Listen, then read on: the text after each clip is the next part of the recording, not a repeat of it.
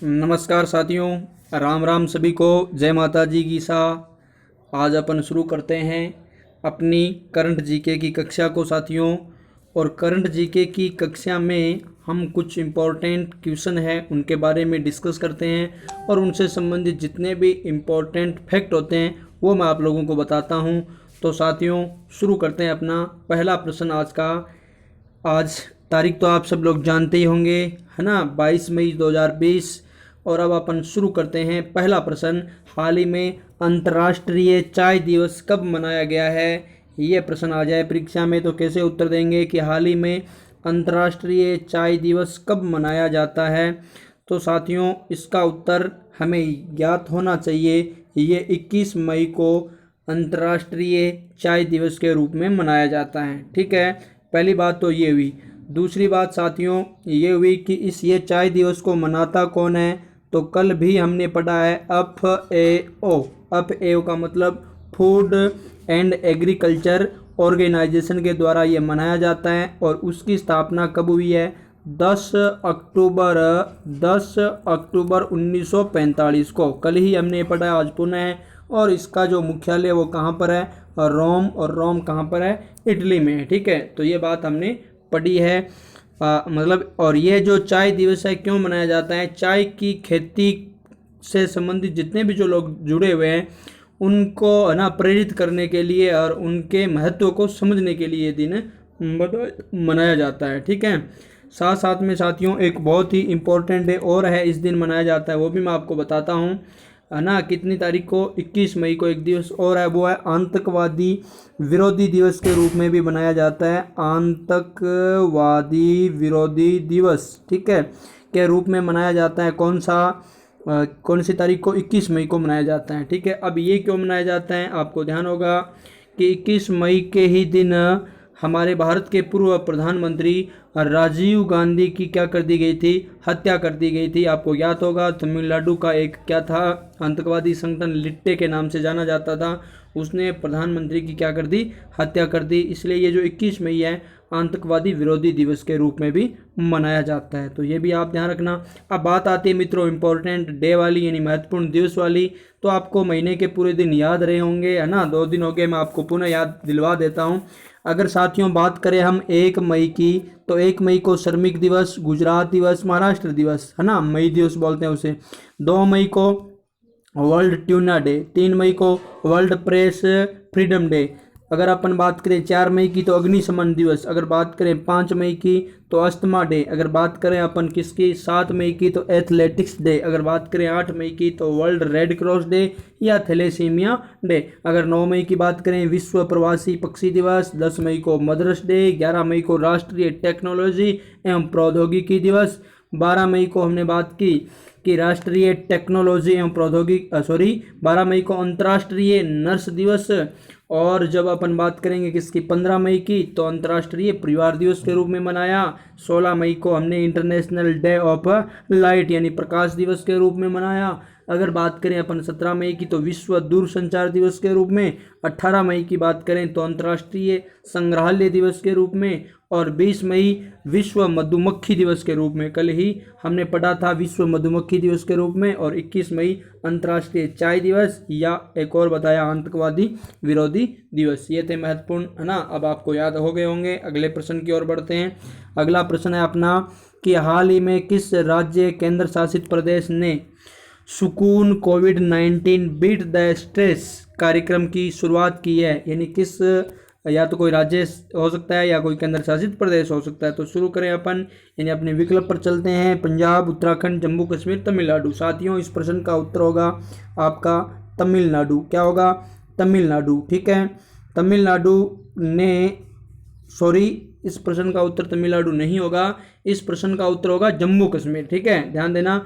सुकून कोविड-19 beat the stress योजना की शुरुआत जम्मू कश्मीर ने की है। ठीक है, ये आप लोग पूरी तरह से ध्यान दें। अब बात करते हैं अपन लोग कि ये योजना है क्या? सुकून कोविड-19 बीट द स्ट्रेस कार्यक्रम की जो शुरुआत है वो जम्मू कश्मीर ने की है। और ये एक चीज़ मैं आपको बता देता हूँ, जम्मू कश्मीर के लोगों, और ये जम्मू कश्मीर के राष्ट्रीय जो डीडी चैनल है उस पर आएगा, जम्मू कश्मीर के राष्ट्रीय चैनल पर ये प्रोग्राम आएगा। और इसका मुख्य उद्देश्य है मनोवैज्ञानिक तरीके से, है ना, लोग अब जैसे मान लो एक तरीके से मनोवैज्ञानिक मनोबल उनका गिरा हुआ है, तो उन लोगों का मनोबल बढ़ाने के लिए, ठीक है, कोविड-19 के वजह से हर प्रकार का जो नुकसान लोगों को हो रहा है तो उसमें लोग थोड़े से सदमे में भी है, तो उसको बढ़ाने के लिए, उनके अंदर वापस ऊर्जा का संचार करने के लिए या मनोवैज्ञानिक तरीके से इनको मजबूत करने के लिए प्रोग्राम शुरू किया गया है। किसके द्वारा? जम्मू कश्मीर के द्वारा। आप जानते हो केंद्र शासित प्रदेश है। और एक चीज़ है ना, कोविड-19 की वजह से ये मैंने आप लोगों को बताया है। और ये मैंने ये भी बता दिया, इनके राज्य चैनल के ऊपर, वो जम्मू कश्मीर के खुद के चैनल, उसके ऊपर ये आएगा, ठीक है। और दिन में ये प्रोग्राम 9 बजे से प्रसारण होगा, ये भी आप लोग ध्यान रखना। अब बात आती है जम्मू कश्मीर की, तो आप एक चीज़ तो जानते हो, जम्मू कश्मीर अब हमारा केंद्र शासित प्रदेश है और उनके जो उपराज्यपाल है वो कौन है? गिरीश चंद्र मुर्मू है, ठीक है, ये भी ध्यान रखिएगा। अब अपन बढ़ते हैं, यानी इस प्रश्न का उत्तर आप लोगों के पास आ ही गया है, और वो कौन सा है? वो आपका जम्मू कश्मीर है, ठीक है। अब अगले प्रश्न की ओर चलते हैं। 3 नंबर प्रश्न, हाल ही में नाबार्ड का अगला अध्यक्ष किसे नियुक्त किया गया है? हाल ही में नाबार्ड का अगला अध्यक्ष किसे नियुक्त किया गया है, अब हमें बताना है। तो मित्रों, नाबार्ड के अगर अध्यक्ष की बात करें, अब अगला अध्यक्ष किसे बनाया गया है? ध्यान देना, गोविंद राजुलू, ठीक है, गोविंद राजुलू चिंटला नाम भी इसके आगे और जुड़ता है, गोविंद राजुलू चिंटला, ठीक है। तो ये है, इनको अब क्या बनाया गया है? अगला अध्यक्ष नियुक्त किया गया, किसका? नाबार्ड का। अब बात आती है साथियों नाबार्ड की, तो नाबार्ड के बारे में आप क्या जानते हो? मैंने आपको कई बार इसकी फुल फॉर्म बता दी है। ये जो अन है, इसके अंदर इसका अन ए का अर्थ यहाँ नेशनल है, बी का अर्थ क्या होगा? बैंक है ना, नेशनल बैंक फॉर, उसके बाद ए का अर्थ यहाँ पर एग्रीकल्चर है, एंड रूरल, आर का अर्थ यहाँ रूरल, और डी का डेवलपमेंट है ना। कहने का मतलब पूरा क्या हो गया? National bank for agriculture and rural development ना, ग्रामीण विकास का ये बैंक है, तो ये भी आप ध्यान रख लेना। और इसकी स्थापना कब हुई है साथियों? 12 जुलाई। कब? 12 जुलाई को इसकी क्या हुई है? स्थापना हुई है 1982 में। और हेड क्वार्टर इसका है मुंबई महाराष्ट्र में। कहाँ है? मुंबई महाराष्ट्र में, ठीक है। अब अन्य ऑप्शनों पर भी अगर आप लोग विचार करना चाहो तो यहाँ जो अन्य ऑप्शन है, जैसे हर्ष कुमार बनवाल है, हर्ष कुमार बनवाल आपने पहले भी बताया, ये इसकी जगह है ना स्थान लेंगे, ये पहले थे पूर्व में। अगर बात करें अपन लोग किसकी? दिलीप उमेन की, तो दिलीप उमेन के बारे में हमने कल ही पढ़ा था, है ना। ये क्या है? ये हमने बताया था ISA, इंडियन स्टील अथॉरिटी, है ना, कि क्या है ये? प्रमुख है। राजेश गोयल के बारे में बात की थी, नारेडको के क्या है? अध्यक्ष है। राजेश गोयल क्या थे? नारेडको के अध्यक्ष थे, ये हमने पढ़ रखा है, तो ये भी आप लोग साथ साथ में ध्यान रखें। अब मित्रों आगे बढ़ते हैं अपन अगले महत्वपूर्ण प्रश्न की ओर। अगला अपना प्रश्न है कि हाल ही में किस राज्य ने मी अन्नपूर्णा पहल की शुरुआत की है? हाल ही में किस राज्य ने मी अन्नपूर्णा पहल की शुरुआत की है? यानी इनमें से कोई एक राज्य है जिसने मी अन्नपूर्णा जो योजना है, यानी मी अन्नपूर्णा पहल, इसकी क्या की है? शुरुआत की है। तो आप ध्यान रखें, अगर इस प्रश्न के उत्तर की अपन बात करें तो उत्तर इस प्रश्न का होगा महाराष्ट्र। क्या होगा? महाराष्ट्र इस प्रश्न का उत्तर होगा। अब बात आती है महाराष्ट्र की, तो ये जो योजना शुरू की गई है किसानों के लिए, एक अच्छी योजना है। किसके लिए? किसानों के लिए। और अब मैं बताता हूँ महाराष्ट्र के बारे में हम और क्या क्या जानते हैं। आप लोग अच्छी तरह से जानते हो कि महाराष्ट्र की जो राजधानी है वो कौन सी है? मुंबई है ना। और इसे, है ना, आपको पता होगा 7 टापुओं का शहर भी कहा जाता है। और आपको मैंने खूब सारी बातें बताई हुई है कि जैसे संजय गांधी नेशनल पार्क इधर है, गुगुमल जो नेशनल पार्क है वो भी यहाँ है, नवेगांव नेशनल पार्क है। और एक चीज़ और बता देता हूँ, NSE, 2 चीज़ है देखो, एक तो NSE और एक है अपने पास BSE। एक NSE है और एक है BSE। मतलब इनकी फुल फॉर्म क्या है? NSE का अर्थ नेशनल स्टॉक एक्सचेंज और B का अर्थ हो गया बॉम्बे स्टॉक एक्सचेंज। इन दोनों का जो मुख्यालय हेडक्वार्टर है वो भी आपका कहाँ पर है? मुंबई में ही है। कहाँ पर है? मुंबई में, महाराष्ट्र में, ठीक है। तो ये ध्यान रख लेना। और यहाँ के लोक नृत्य की बात करें तो तमाशा व लावणी जो प्रमुख लोक नृत्य है, ठीक है। और खूब सारी बातें हम जानते ही हैं कि महाराष्ट्र के जो मुख्यमंत्री है वो कौन है, उद्धव ठाकरे हैं। राज्यपाल आप सब लोग जानते हो भगत सिंह कोश्यारी है, ठीक है। और अगर उप मुख्यमंत्री की बात करें तो आप सब लोग जानते होंगे अजीत पवार है, ठीक है। अब शुरू करते हैं साथियों, अपने अगले प्रश्न की ओर बढ़ते हैं। अगला अपना प्रश्न है कि हाल ही में किस राज्य ने दीदी वाहन सेवा शुरू की है। हाल ही में किस राज्य ने दीदी वाहन सेवा शुरू की है। तो ध्यान रखें मित्रों, दीदी वाहन सेवा करने वाला जो राज्य है वो है मध्य प्रदेश। कौन सा राज्य है, मध्य प्रदेश राज्य ने दीदी वाहन योजना की क्या की है, शुरुआत की है। अब ये जो दीदी वाहन योजना है ये मित्रों आदिवासी बहुल क्षेत्र है, और ये भी मैं आपको बता देता हूँ मध्य प्रदेश का जो है ना डिस्ट्रिक्ट है यानी जो जिला है, जिस जिले में शुरुआत की गई है वो है झाबुआ।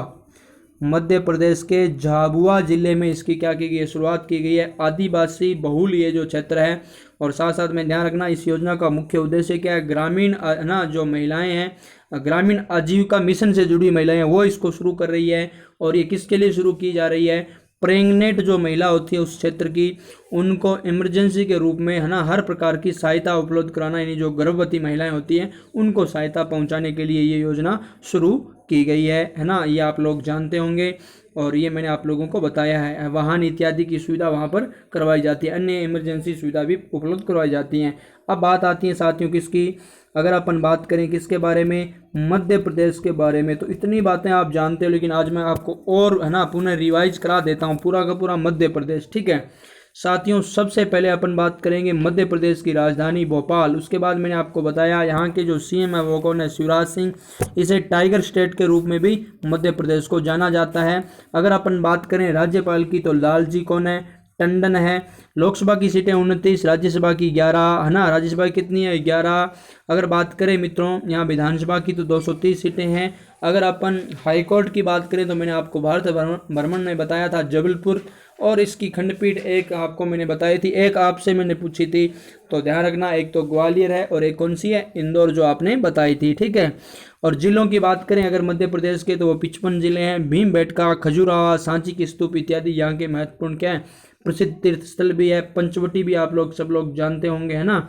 ग्वालियर का किला भी प्रसिद्ध है। उज्जैन यहाँ का ना पवित्र स्थल है। नर्मदा, चंबल, सोन और माही जैसी नदियाँ आप लोग जानते ही हो, इस क्षेत्र से जुड़ी हुई है। तो ये मध्य प्रदेश के बारे में कुछ आपको और इम्पोर्टेंट चीज़ें मैंने आप लोगों को बताई है। और सारी चीज़ें आप लोग जैसे यहाँ इसकी जो योजनाएं हैं वो आप लोग जानते होंगे, जीवन शक्ति जैसी योजना, FIR आपके द्वार जैसी योजना, खूब सारी आप जानते हो। अब साथियों ये प्रश्न अपना हो गया, काफ़ी हमने इसके बारे में इंपॉर्टेंट फैक्ट पढ़े। अब प्रश्न नंबर चलते हैं 6 की ओर। छठा प्रश्न जब हम पढ़ते हैं तो सबसे पहले प्रश्न आता है कि हाल ही में चीन ने किस देश के निर्यात पर 80% टैरिफ ही लगा दिया है। ध्यान देना भाई, चीन ने किस देश के निर्यात पर 80% टैरिफ लगा दिया है। टैरिफ का मतलब यहाँ पर एक शुल्क है ना, जो निर्यात जो वस्तुएं की जाती है उन वस्तुओं पर लगाया जाता है। तो ध्यान देना ये टैक्स चीन ने लगाया है, और किसके ऊपर लगाया है, ऑस्ट्रेलिया पर, है ना।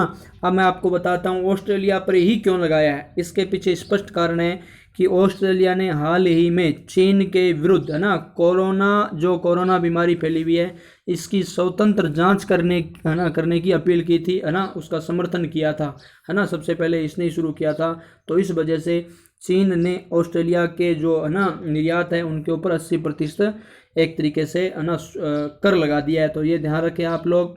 अब मैं आपको बताता हूँ बात, यानी चीन ने लगाया किस पर, ऑस्ट्रेलिया पर। किस पर लगाया है, ऑस्ट्रेलिया पर। तो अब आप ऑस्ट्रेलिया के बारे में क्या जानते हो। ऑस्ट्रेलिया की राजधानी कैनबरा, ऑस्ट्रेलिया की करेंसी ऑस्ट्रेलियन डॉलर। अगर यहाँ के PM की बात करें तो आपको मैंने बता रखा है स्कॉट मॉरिसन। कौन है, स्कॉट मॉरिसन, ठीक है। तो ये भी महत्वपूर्ण जानकारी आपको होनी थी। अब एक चीज़ मैं और बता देता हूँ, अब ये लगाया किसने, चीन ने। किसने लगाया, चीन ने। तो चीन के बारे में आप क्या जानते हो, खूब सारी बातें जानते होंगे। चीन की जो राजधानी है वो कौन सी है, बीजिंग है। चीन के प्रधानमंत्री शी जिनपिंग आप जानते होंगे।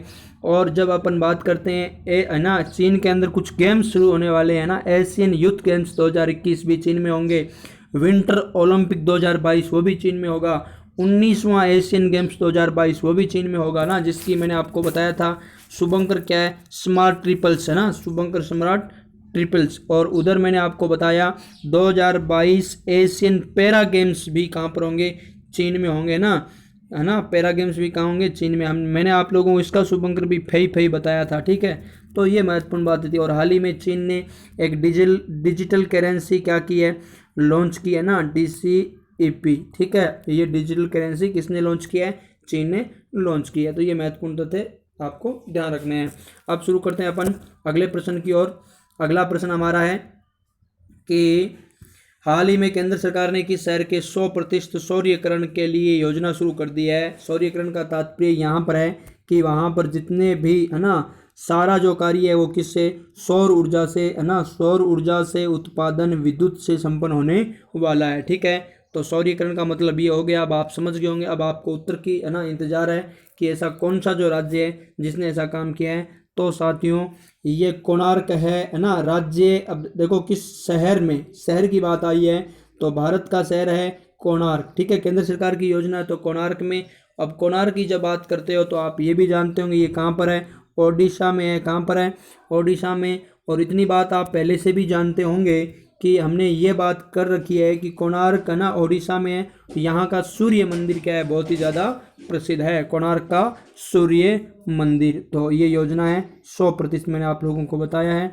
और ये योजना 25 करोड़ की है। कितनी करोड़ की है? 25 करोड़ की है। तो ये भी आप लोग ध्यान रखिएगा।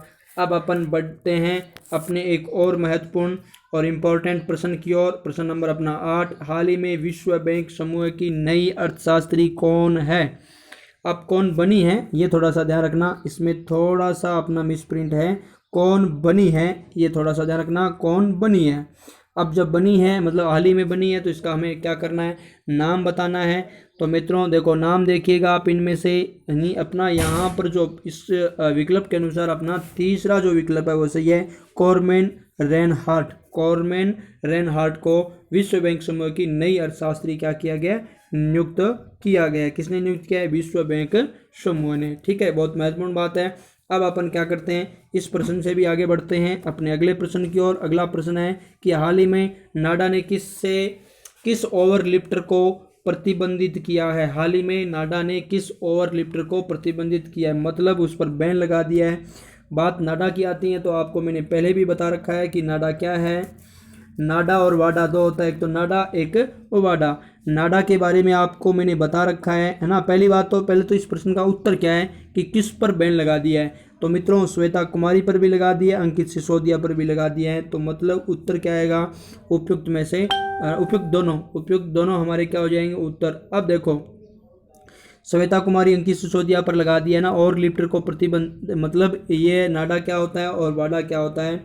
नाडा का मतलब हो गया नेशनल एंटी डोपिंग एजेंसी। मतलब ये जो खिलाड़ी वगैरह होते हैं ये जब खेलते हैं या खेलने से पहले कुछ इस प्रकार के रसायन वगैरह नहीं ले, कोई दवा वगैरह जिससे इनके शरीर में क्या हो, मतलब अत्यधिक ऊर्जा हो, है ना। अगर वो नशा लेकर खेलते हैं तो इसका मतलब सामने वाला उससे वैसे ही कमज़ोर हो जाएगा।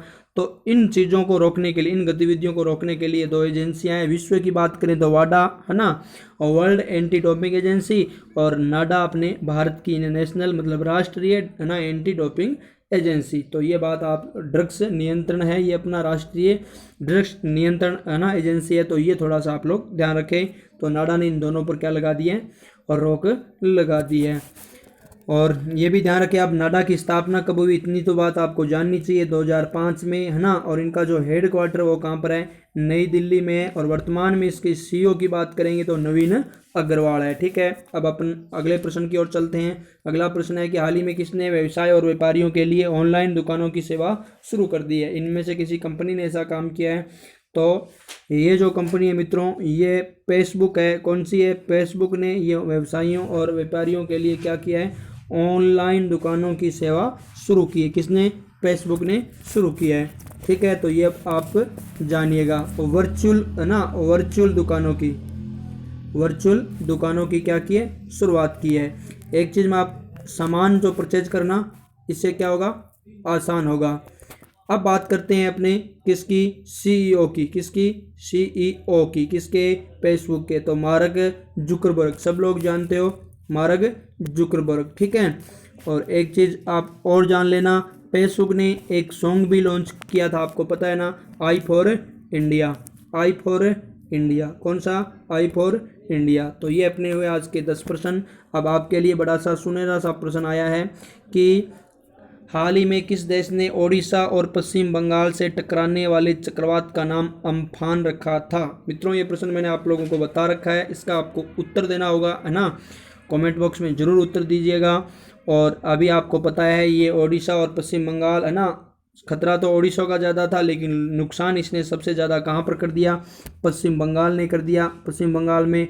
और आपको याद होगा आज ही प्रधानमंत्री मोदी पश्चिम बंगाल के हवाई दौरे पर थे, तो ये भी जानकारी आपको होनी चाहिए, है ना। कौन पीएम पश्चिम बंगाल के दौरे पर क्या थे, आज थे, हवाई दौरा उन्होंने किया था, सर्वेक्षण किया था कि कितने नुकसान हुआ है ना, उसकी भरपाई करने के लिए कुछ अच्छे कदम भी उठाएंगे। तो कहने का मतलब ये ओडिशा के तट पर ज़्यादा संभावना थी, लेकिन पश्चिम बंगाल पर इसने ज़्यादा क्या कर दिया, पश्चिम बंगाल में नुकसान कर दिया। ठीक है, तो अब आपको बताना क्या प्रश्न ये है कि इसका नाम किसने रखा, भारत ने, थाईलैंड ने, मलेशिया ने या श्रीलंका ने। ये था आपका प्रश्न साथियों। निरंतर लगातार आप लोग हंस वाहिनी के इस एजुकेशन ग्रुप से आप लोग लगातार जुड़े रहे, आपको हर एक अच्छी जानकारी आपको मिलती रहेगी और हमेशा के लिए हर एक नई चीज़ आप लोगों को उपलब्ध करा दी जाएगी। और लगातार आप लोगों को बस जुड़ने की ज़रूरत है, धीरे धीरे सब कुछ हो जाएगा, अच्छा ज्ञान का भंडार आपके साथ हो जाएगा। इसी शुभकामना के साथ कि आप लोग हमेशा खुश रहे, आगे बढ़ते रहें और निरंतर पढ़ते रहें साथियों। आज की मैं कक्षा को ही संपन्न करता हूँ। जय हिंद, जय भारत, वंदे मातरम।